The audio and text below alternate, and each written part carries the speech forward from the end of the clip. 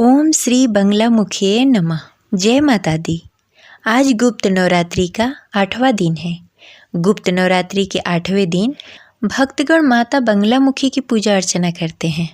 माँ बंगलामुखी को पीताम्बरा और ब्रह्मास्त्र भी कहा जाता है। माँ बंगलामुखी के मुख से पीली आभा निकलती रहती है। इनकी पूजा में पीले रंग का विशेष महत्व होता है। माँ बंगलामुखी को स्तंभ शक्ति की देवी माना जाता है। विशेष रूप से शत्रु और विरोधियों को परास्त करने तथा मुकदमे में जीत हासिल कराने के लिए माँ बंगलामुखी की उपासना अचूक मानी जाती है। माँ बंगलामुखी की पूजा तांत्रिक पूजा होती है, इसलिए बिना किसी गुरु के निर्देश के इनकी पूजा नहीं करनी चाहिए।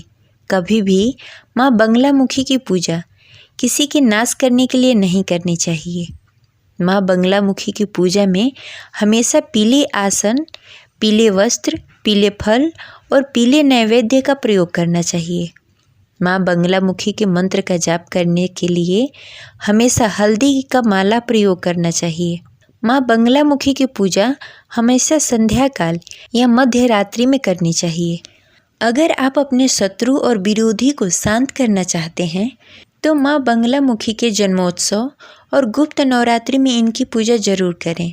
दरिद्रता दूर करने के लिए नियमित रूप से सुबह माँ बंगलामुखी की आराधना करें। अब हल्दी की माला लेकर दरिद्रता नाश के मंत्र का 108 बार जाप करें। अब चलिए सुनते हैं बंगलामुखी माता की पौराणिक कथा। सतयुग की बात है। एक बार पूरे ब्रह्मांड में एक भयंकर तूफान उठा।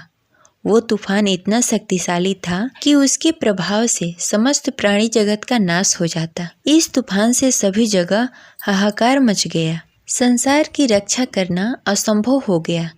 यह तूफान सब कुछ नष्ट भ्रष्ट करता हुआ आगे बढ़ता जा रहा था, जिसे देखकर भगवान विष्णु चिंतित हो गए। इस समस्या का कोई हल ना पाकर वह भगवान शिव को स्मरण करने लगे। तब भगवान शिव ने कहा, शक्ति रूप के अतिरिक्त अन्य कोई इस विनाश को नहीं रोक सकता, अतः आप उनके शरण में जाएं।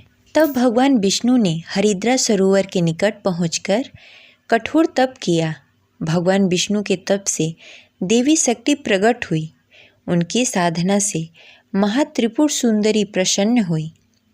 सौराष्ट्र क्षेत्र की हरिद्रा झील में जल क्रीड़ा करती महापीताम्बरा स्वरूप देवी के हृदय से दिव्य तेज उत्पन्न हुआ। इस तेज से ब्रह्मांड का तूफान थम गया। मंगल युक्त चतुर्दशी की अर्धरात्रि में देवी शक्ति का देवी बालामुखी के रूप में प्रादुर्भाव हुआ था। त्रैलोक स्तंभिनी महाविद्या भगवती बालामुखी ने प्रसन्न होकर भगवान विष्णु जी को इच्छित वर दिया और तब सृष्टि का विनाश रुक सका। देवी बालामुखी को वीररती भी कहा जाता है, क्योंकि देवी स्वयं ब्रह्मास्त्र रूपिणी है। इनके शिव को ब्रह्मा रुद्र कहा जाता है, इसलिए देवी सिद्ध विद्या है। तांत्रिक इन्हें स्तंभन की देवी मानते हैं। गृहस्थों के लिए देवी समस्त प्रकार के संशयों का शमन करने वाली हैं।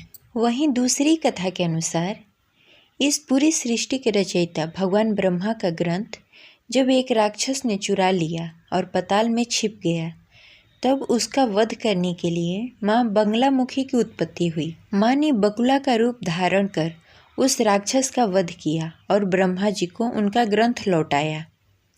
पांडवों ने अज्ञातवास के दौरान माँ का मंदिर बनवाया और पूजा अर्चना की।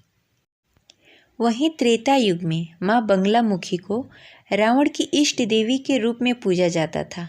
रावण ने शत्रुओं का नाश कर विजय प्राप्त करने के लिए माँ की पूजा की। लंका विजय के दौरान जब इस बात का पता भगवान श्री राम को लगा तो उन्होंने भी माँ बंगलामुखी की आराधना की थी। माँ बंगलामुखी का मंदिर महाभारत काल का बना हुआ माना जाता है। इस मंदिर की स्थापना द्वापर युग में पांडवों ने अज्ञातवास के समय किया था। 10 महाविद्याओं में से 8वीं महाविद्या है देवी बंगलामुखी।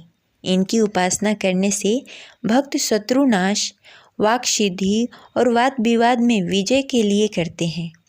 इनमें सारे ब्रह्मांड की शक्ति का समावेश है। इनकी उपासना से भक्त के जीवन की हर बाधाएं दूर हो जाती हैं और शत्रुओं का नाश के साथ साथ बुरी शक्तियों का भी नाश करती हैं। देवी को बंगलामुखी, पीताम्बरा, वल्गामुखी, वगलामुखी, ब्रह्मास्त्र विद्या आदि नामों से जाना जाता है। ये रही आज की कथा। आपको कैसी लगी कमेंट बॉक्स में ज़रूर बताएं। आशा करते हैं आपको अच्छी लगी होगी, तो इस वीडियो को लाइक करें और ज़्यादा से ज़्यादा लोगों को शेयर करें। अगर आप हमारे चैनल पर नए हैं तो इसे सब्सक्राइब करें और बेल आइकन को दबाना न भूलें, जिससे आगे आने वाले वीडियो का नोटिफिकेशन आपको मिलता रहे। मिलते हैं अगले वीडियो में, तब तक के लिए जय माता दी।